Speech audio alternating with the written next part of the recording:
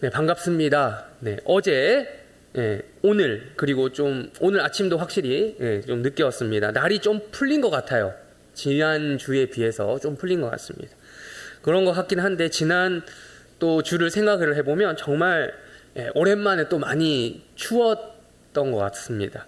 겨울에 날씨가 춥다라는 것은 너무나도 당연한 이야기죠. 당연한 상식이죠, 상식이지만 요즘에는 뭐 지구 온난화라고 할까요? 뭐 그런 것 때문인지 몰라도 그렇게 춥지 않은 날도 생각보다 꽤나 되는 것 같아요. 그래서 그런지 따뜻하다가도 갑작스럽게 추워지면 겁이 나요. 이렇게 따뜻했는데 막 추워지면 겁이 납니다. 지난주에 서울 기준으로 영하 14도, 15도 뭐 이렇게 찍었더라고요. 그거 보고 놀랐던 거죠. 날도 추운데 바람도 많이 불더라고요. 바람도 많이 부니까 진짜 이 흔히 말하는 칼바람, 살만 닿아도 바람이 살만 닿아도 이게 칼바람처럼 느껴지는 것이 느껴졌습니다. 생각해보면 올겨울 날씨가 이런 식으로 참 이 변화가 많은 것처럼 느껴집니다. 변화무쌍합니다. 지난주 추워지기 전까지는 눈도 좀 많이 왔었습니다. 눈이 여러 차례 오기도 했죠. 아무래도 이런 추운 겨울날에는 따뜻한 것을 찾게 됩니다. 먹거리도 마찬가지죠. 사람의 본성상 추우면 그 반대로 뜨거운 것을 찾게 되어 있고, 반대로 더우면 차가운 것을 또 반대로 찾게 되어 있습니다.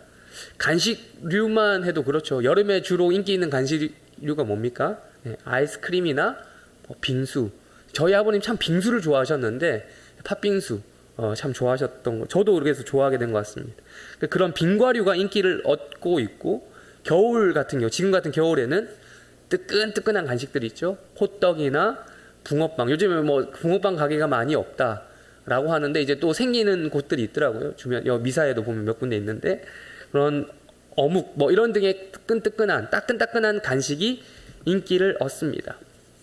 그 중에서도 겨울 간식이 아니라 이제 음식하면 국물 요리가 생각이 납니다. 여러분 국물 좋아하십니까? 네. 겨울하면 저는 뜨끈한 국물부터 생각이 나요. 겨울이 아니어도 국물 요리를 좋아하는 편이라서 편이긴 한데 특별히 겨울이면 더더욱 찾게 되더라고요. 저는 식사를 하게 되면 한식으로 먹게 되면 꼭 국물을 리필해서 먹는 편입니다. 그 정도로 좋아해요. 뭐 순댓국, 콩나물국, 해장국, 뭐 육개장, 곰탕, 갈비탕 등 국물 요리는 제가 전반적으로 다 좋아하거든요. 특별히 오늘은 설교 제목 우리 한번 주보를 통해서 보신 분들을 예상해 하셨을 수도 있는데, 오늘은 그 중에서도 이 해장국의 재료가 되는 이 황태에 대해서 먼저 이야기를 하면서 설교를 시작해 보려고 해요. 여러분 황태가 뭔지는 아시죠? 황태 모르시는 분 있으세요? 없죠. 황태가 생선이다라는 것은 다들 아실 겁니다. 그렇다면 황태가 어떤 생선인지 아십니까? 거기까지도 아시는 분들이 많을 거예요. 뭐가 원래 생선의 이름이죠? 명태입니다. 명태. 명태로부터 왔다는 걸 알고. 근데 명태 여러분, 명태 이름이 정말 많은 것도 알고 계시죠?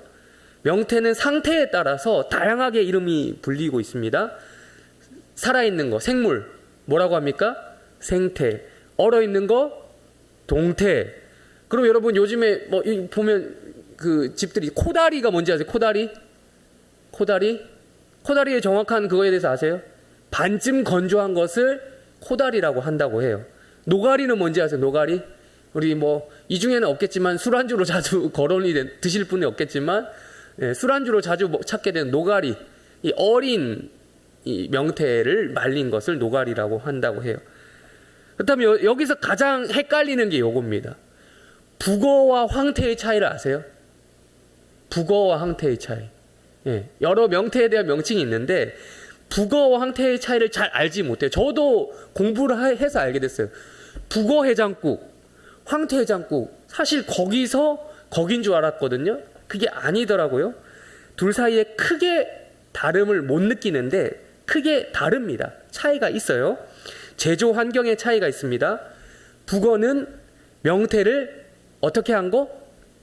그냥 말린 거. 황태는 뭘까요? 그냥 말린 게 아니라 아주 특수한 방식으로 말린 것. 이 중에 혹시 강원도 그 인제 이쪽에서 오신 분 계십니까? 그런 분들 잘 아실 거예요. 거기 가면 황태 덕장이라고 황태를 쭈루루 널어놓는 그런 곳이 있어요. 바닷가 근처가 아니에요. 산간 지방이에요. 그 명태를 가져와서 좀 이동해야 되는 그런 지역이죠. 예.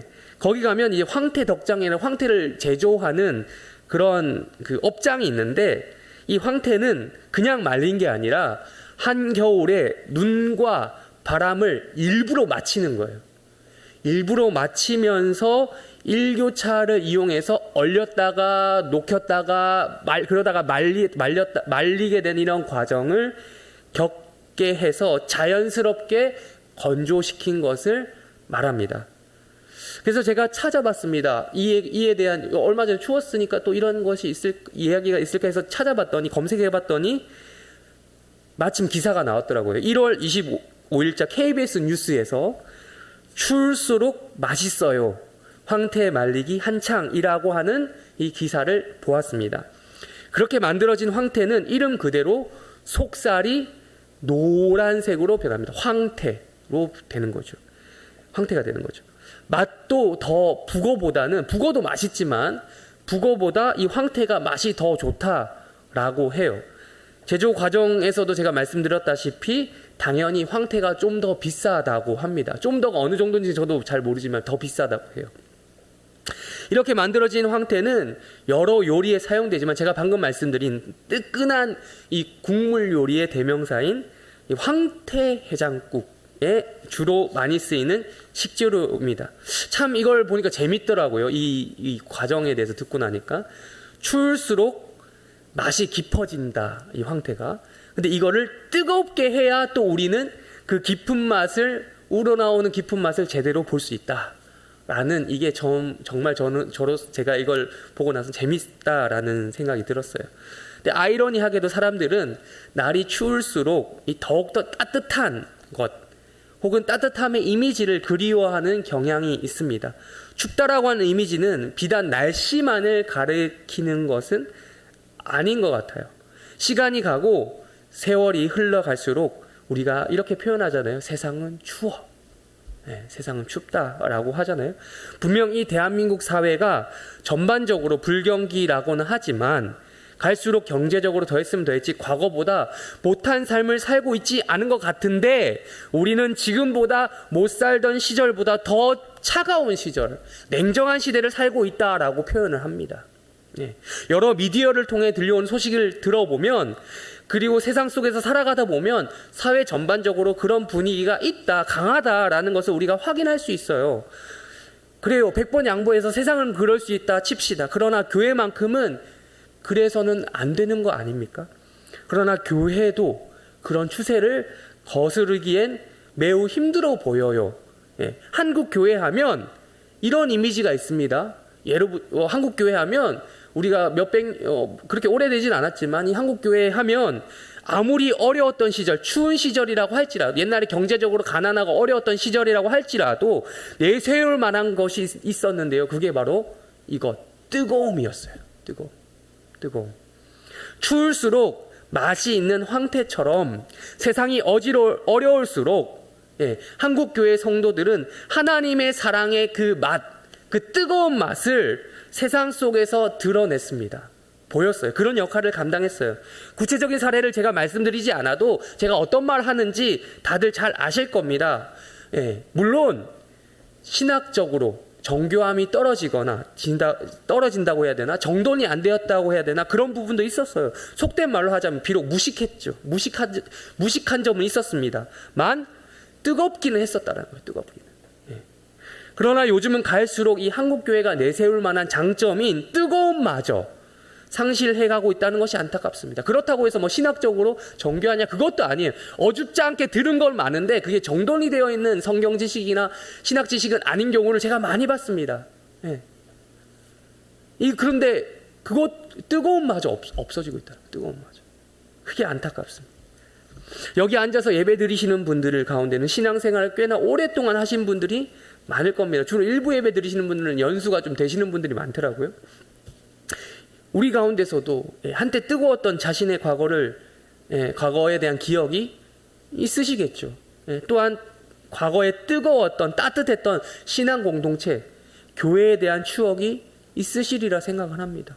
적어도 저 자신을 보면요, 나만 봐도, 저만 봐도 제 자신을 기준으로 갈수록 제가 20년 전에 경험했던 그 청년 시절 더욱더 그리워하는 것을 저 자신 스스로도 확인하게 됩니다. 돌아보게 돼요.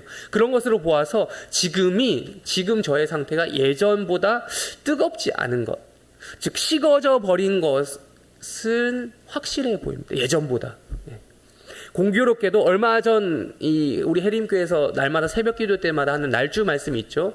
날주 말씀이었던 마태복음 24장을 보면 그것을 통해서 예수님께서는 이러한 우리의 모습을 예견이라도 하셨듯이 지적하시는 것을 확인할 수 있습니다. 우리 다시 한번 읽어볼게요. 마태복음 24장 12절입니다. 마태복음 24장 12절입니다. 읽겠습니다. 시작. 불법이 성함으로 많은 사람의 사랑이 식어지리라. 네. 마태복음 24장 말씀은 사실 12절부터 읽으면 안 됩니다. 뭐 당연한 이야기인데요. 1절부터 읽어야 돼요. 마태복음 24장은 예수님께서 예루살렘으로 들어가십니다. 입성을 하시죠. 하신 이후에 일어난 일을 이야기하고 있습니다. 이제 곧 예수님은 어디에 가게 되십니까? 네, 십자가에 못 박히실 예정입니다.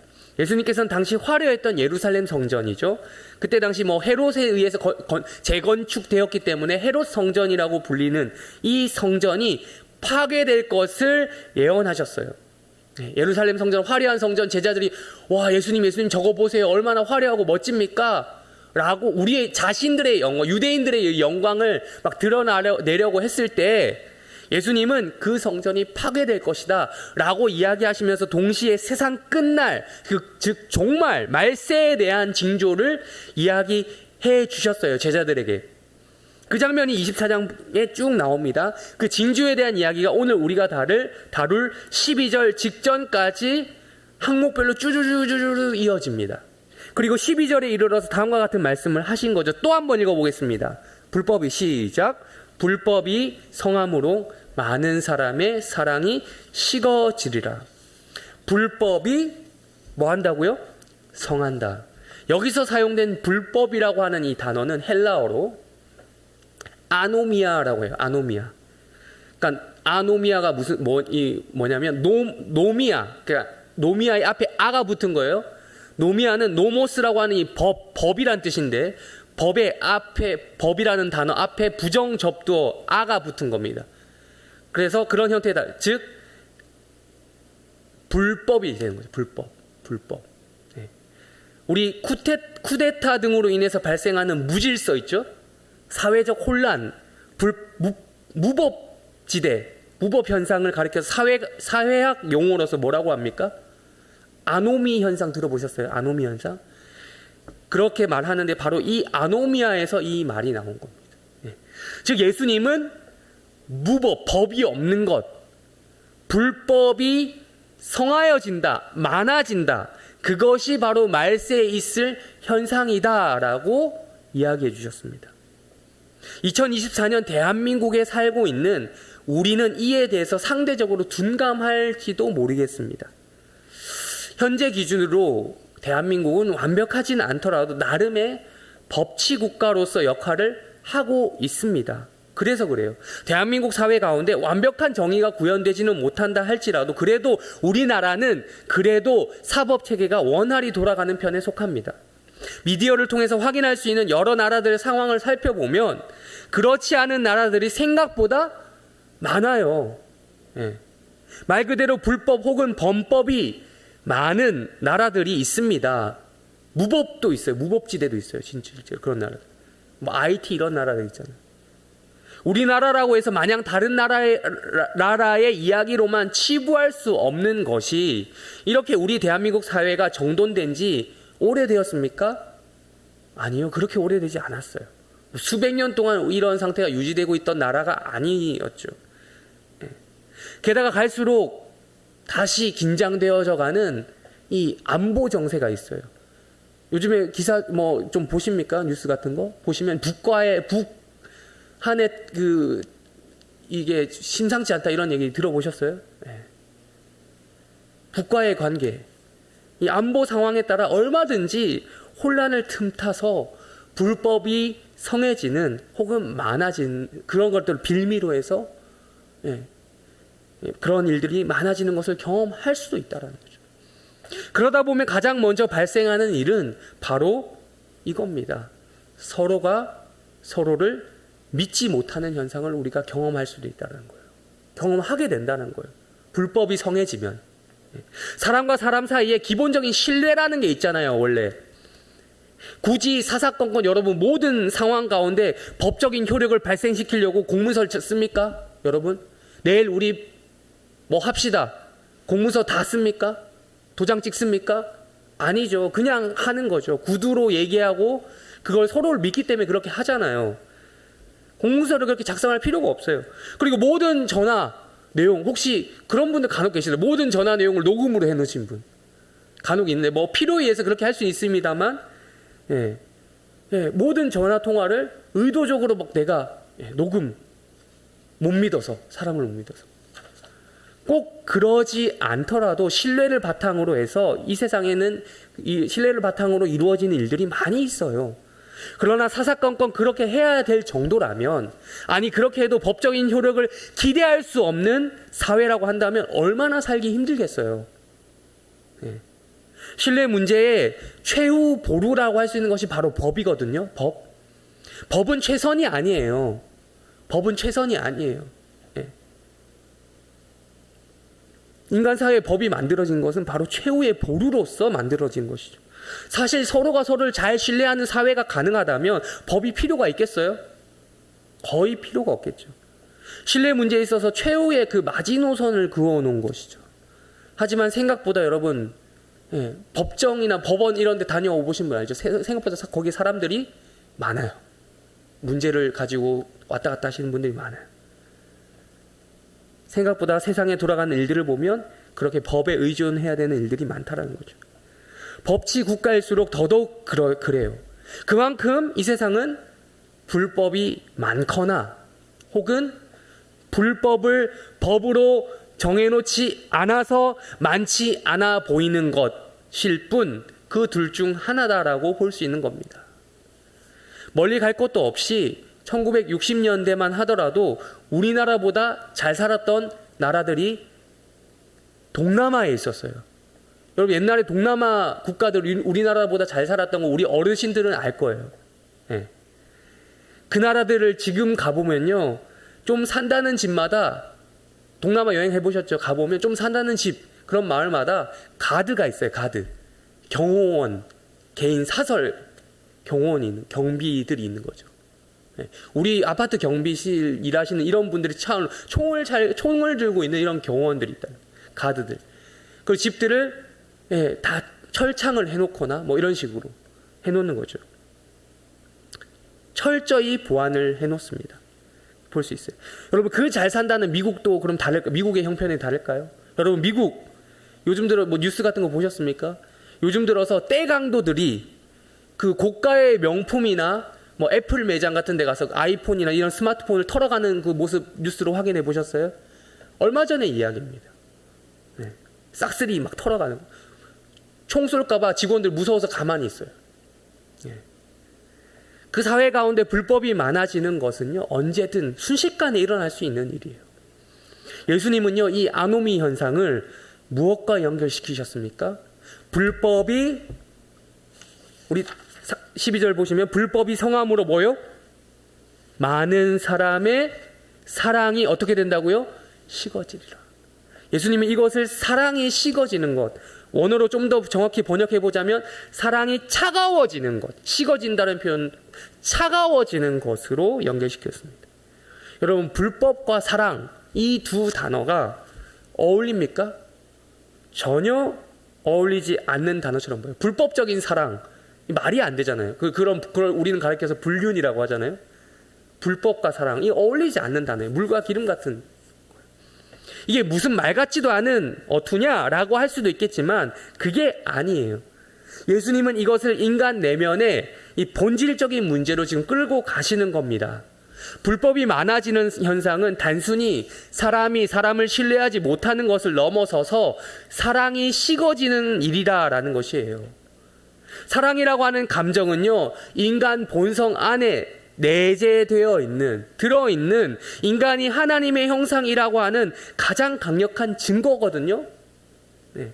단지 그것이 죄라는 것 때문에 죄로 인해서 그 사랑의 대상과 방향이 왜곡된 거예요. 그래서 문제가 되는 것이죠. 그게 우상이라고 하는 것이고요. 그 잘못된 대상이 그게 우상이 되는 것이고, 잘못된 대상에 대한 그런 왜곡된 사랑 같은 걸로 변질이 된 거죠. 변질이.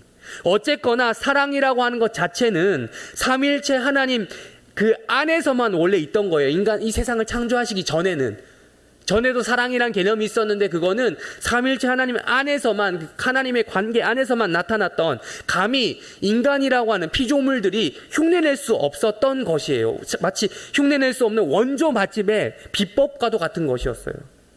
그런 것이었지만 하나님께서 인간을 창조하신 동기가 뭐냐라고 물어본다면 우리는 사랑이다 라고밖에 이야기할 수 없어요. 사랑이다. 그리고 하나님의 형상으로 지음받은 인간에게 새겨진 그 내재되어 있는, 들어있는 본성 또한 사랑이라는 거죠. 사랑이기 때문에 그 맛집의 비법을 전수받은 것처럼 인간이 살아가는 세상 속에서도 우리도 사랑할 수 있다, 사랑하면서 살아갈 수 있다라고 할 수 있는 것입니다. 그러나 말세로 가면 갈수록 불법이 많아지게 되는데, 또한 많은 불법에 비례하듯이 많은 사람의 뭐가 차가워진다고요? 사랑이 차가워진다라고 예수님께서 말씀하고 계신 거예요. 이렇게 예수님이 예루살렘 헤롯 성전의 파괴를 예언하시면서 동시에 말세의 징조에 대해 말씀하시는 것 중에 많은 사람의 사랑이 식어지는 것, 차가워지는 것을 우리는 우리의 신앙생활에 적용해 보아야 될 거예요. 되어야 합니다. 적용해야 합니다. 우리는 하나님의 형상으로 지어진 존재가 맞으십니까? 맞습니까? 동의하십니까? 그렇다면 우리는 이렇게 이어서 이야기할 수 있는 거죠. 물어볼 수 있는 거죠. 우리는 얼마나 사랑합니까? 얼마나 사랑합니까? 네. 우리는 얼마나 사랑의 근원이신 하나님의 형상답게 하나님을 사랑하고 또한 사람을 사랑합니까? 아니, 사랑한다고 당당히 말 못하는 건 그럴 수 있다 칩시다. 적어도 사랑을 해보겠다라는 노력과 다짐을 하고 있으신지요? 물론 이 중에도 그런 분들이 있을 거예요. 상처받기 무서워, 상처받기 두려워서 사랑하지 않을 거야 라는 다짐까지 하신 분들도 있을 수도 있습니다. 교회에서 상처받은 사람들이 생각보다 찾아보면 많습니다. 교회 안 나오시는 분들, 그래서 안 나오시는 분들 많아요. 교회에 나오긴 나오는데 예배만 드리고 그 이상의 활동을 하시지 않는 분들을 보면 그래서 그런 분들이 많아요. 네. 어떤 면에서는요, 세상 사람들보다 교회 사람들이 더했으면 더했지 덜하지는 않는 경우도 있어요. 더 지독하게 구는 면도 있어요. 신앙의 이름으로 고약하게 구는 경우도 있어요. 그 이유로 교회에서 더 이상 어떠한 관계도 난 하지 않을 거라고, 그냥 하나님께 예배만 드리며 오가는 것도 나는 잘하고 있는 거야 라고 자신을 스스로 위안하고 계시는 분들도 있을 수도 있습니다. 그러나 그것은 최악은 아니지요. 교회는 나오니까, 예배는 드리니까. 그건 아닐지라도 여러분, 최선 또한 아닌 거예요. 어떤 한 가수가 옛날에 사랑 때문에 깊은 상처를 받고 이런 노래의 가사를 썼어요. 이젠 다시 사랑 안 해. 네, 아시는 분들 알 겁니다. 아무리 이렇게 외치고 있다고 할지라도 그 대상이 사랑 안 한다라고 외친다고 할지라도 그 대상이 단지 교회가 아닐 뿐이고, 단지 이웃이 아닐 뿐이고, 단지 혹은 사람이 아닐 뿐이지 반드시 여러분 무언가는 사랑하고는 있을 거예요. 예.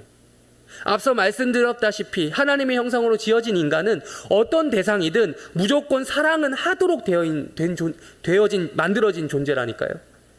단지 그 대상이, 그리고 그 방향이 어떻게 설정되느냐에 대한 문제일 뿐이에요. 과거에 우리 담임 목사님, 해림교회 담임 목사님께서 하신, 김영호 목사님께서 하신 인간론이라고 하는 성경 공부가 있습니다. 이거 예전에 뭐 해림교회 오래 전부터 다니신 분들은 해보신 분들도 있을 거예요. 그 교회 홈페이지에 보면 있거든요. 인간론 성경 공부. 그 목차가 나와 있어요. 거기 그걸 소개하는 멘트 중에 이런 문구가 있습니다. 하나님 사랑의 대상은 오직 사람입니다. 라고 하는 멘트가 있어요. 문구가 있어요. 네, 맞아요. 우리는 세상 모든 것을 사랑할 수 있습니다. 죄와 관련된 것을 빼고 모든 것을 사랑할 수 있어요. 그런데 그 중에서도 가장 사랑해야 될 대상은 하나님이 우선이겠죠. 그리고 하나님 다음으로 하나님이 사랑하는 대상인 사람이어야 하는 거예요. 하나님이 사람을 사랑하라고 하셨기 때문에 하는 거죠. 여기서 주의해야 할 것은 사람을 무작정 믿고 신뢰하라는 말이 아니라는 거예요. 사랑해야 된다는 거예요.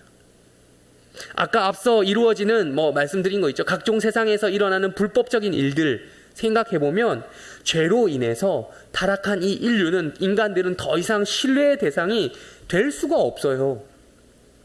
신뢰할수록 실망만 늘어나겠죠. 무한 신뢰는 무엇으로 이어질까요? 믿음으로 보답하겠어요? 아니요. 그저 무한 실망으로 이어집니다. 제가 좋아하는 스포츠 용어 중에 믿음으로 한다. 믿음 야구, 믿음 축구 이런 게 있는데 아니요. 무한한 믿음은 결국 실망만 주더라고요. 네. 인간에 대해서 지나치게 낙관론적으로 생각해서는 안 됩니다. 멀리 갈 것도 없이 스스로를 보면 알잖아요. 자기 자신. 나도 나 자신이 파악되지 않을 때 모를 때가 있지 않나요? 네. 정직하게 자기 자신을 숙고해 보면 내가 생각해도 나는 내 속을 못 믿겠어. 내 속을 남이 안다면 내가 남이라면 난 못 믿을 것 같아. 할 때 있지 않습니까? 그게 바로 자기 자신이에요. 네. 남이라고 다를 거 있겠습니까? 똑같아요. 아무리 착해 보여도 그 사람의 형편은 다르지 않습니다. 특별한 남이라고 할 수 있는, 가장 가까운 남이라고 할 수 있는 자식도 그렇더라고요. 제가 요즘에 14개월 난 저희 아이를 제가 키우고 있는데 키워보면서 느끼는 바가 있어요. 아니, 많아요. 그냥 느끼는 정도가 아니라. 이 날이 갈수록 이 믿을 만한 놈이 못 되겠다라는 사실을 제가 느끼고 있어요. 아직 말을 못 하거든요.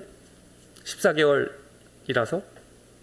아직 말도 못하는 녀석이 갈수록 자아가 생겨요. 자아가 생기면서 때가 늘었어요. 때가. 네. 자기 말은 못하는데 의사를 확실히 표현합니다. 좋고 싫음이 확실해요. 근데 그 좋고 싫음이 남을 배려하는 게 아니에요. 자기 중심적으로만 생각합니다.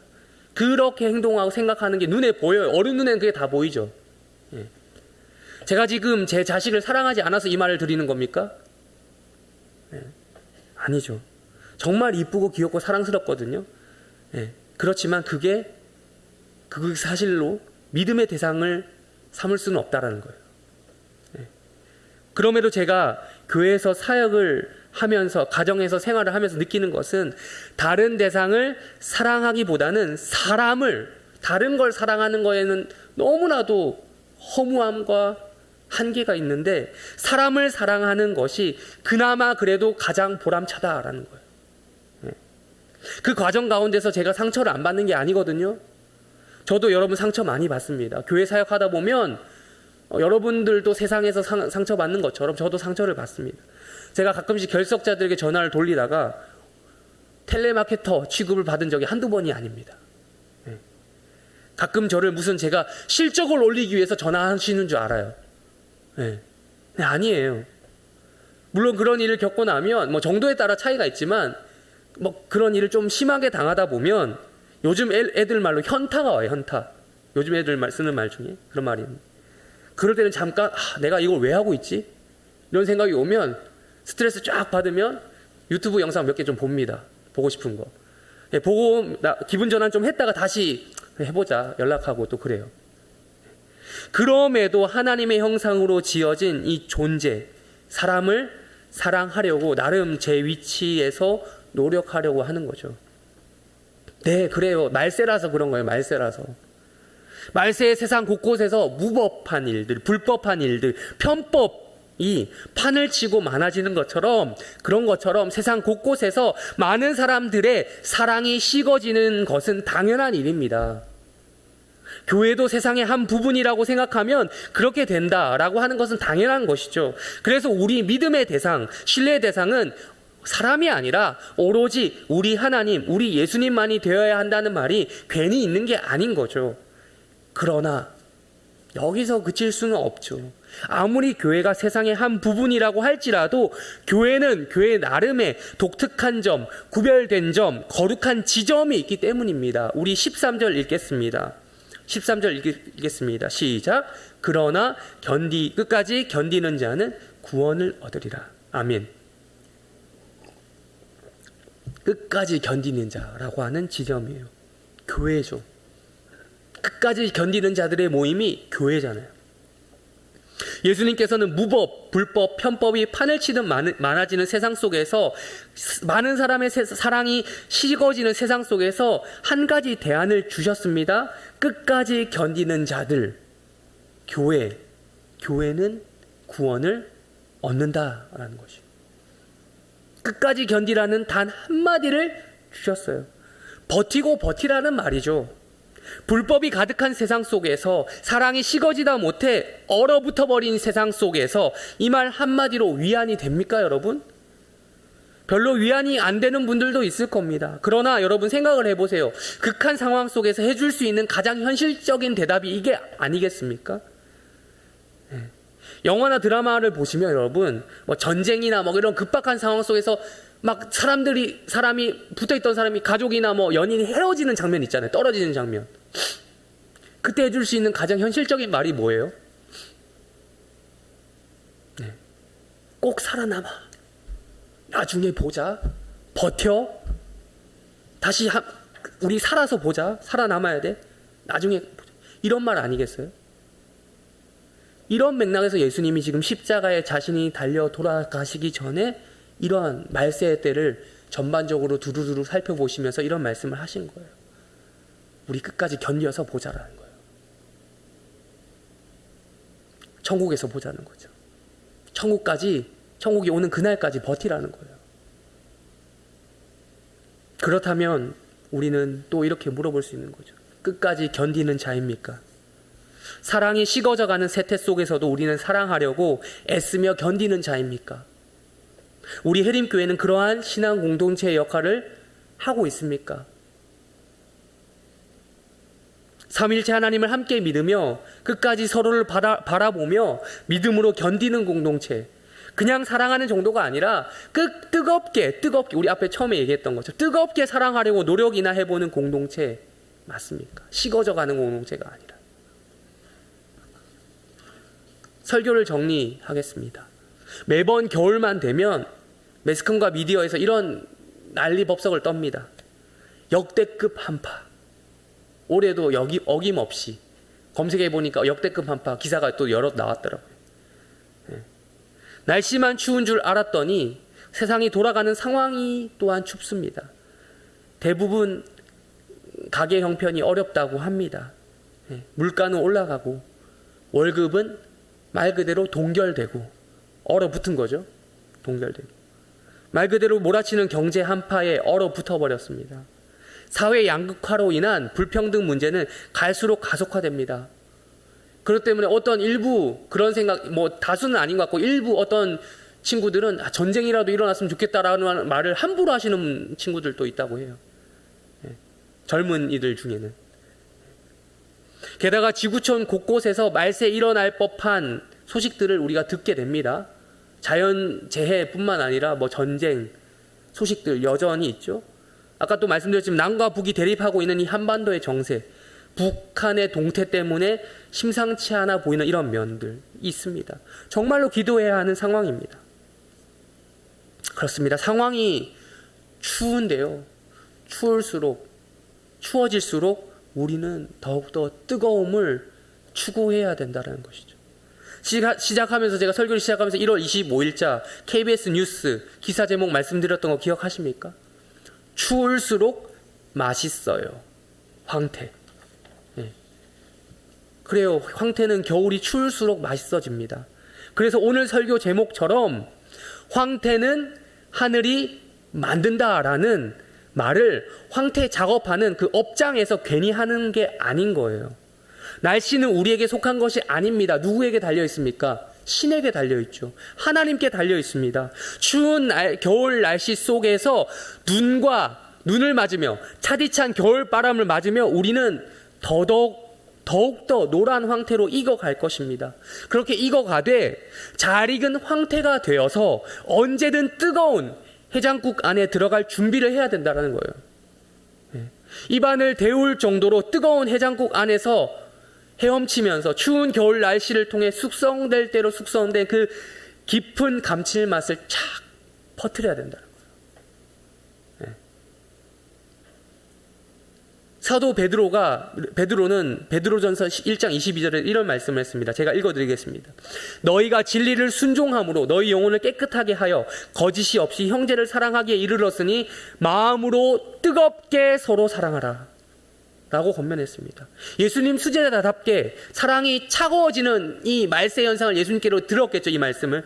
그 현상이 교회 안에 초대교회 가운데서도 지금 들어온다는 것을 감지했던 이 베드로, 그걸 그대로 용납할 수 없었던 베드로는 자기 성격대로 화끈하게 이런 말씀을 남긴 거죠. 뜨겁게, 마음으로 뜨겁게 서로 사랑하라. 그냥 사랑하지 말고. 여러분, 우리 한번 사랑하시되 뜨겁게 사랑해 보십시다. 옛날에는 나도 그랬지 하면서 스스로를 위안하는 데서 그치지 말고 구체적으로 말씀에 다시 한번 순종하면서 그리스도의 몸된 교회를 세워나가는 성도들이 되시기를 주님의 이름으로 축원합니다. 날이 추울 때일수록 더욱 뜨겁게 기도해야 합니다. 뜨겁게 기도하며 모여야 합니다. 제가 아까 광고 드렸죠. 주보 광고. 칼럼을 읽어보시라고 말씀드렸죠. 다음 주부터 매월 첫째 주 오후 예배 시간 오후 2시에 예배보다 더 예배답게 모이기를 원하며 시작하게 되는 정원 모임이 있습니다. 평소에 모임을 잘 하고 계셨더라면 더 열심히 하시고요.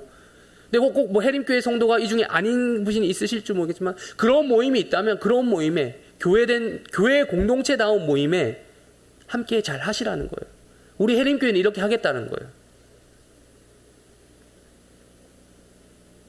이렇게 시작되는 정원 사람 모임에 함께 해주시기를 부탁드립니다. 제가 잘 알고 있는 부분이 있어요. 주일 일부 예배에 나오신 분들이 다시 오후 예배 시간인 2시에 맞춰서 교회에 나오시는 게 힘들다. 여기 이 자리에 이 시간에 오시는 분들 힘들다라는 걸 제가 대부분 잘 알고 있습니다.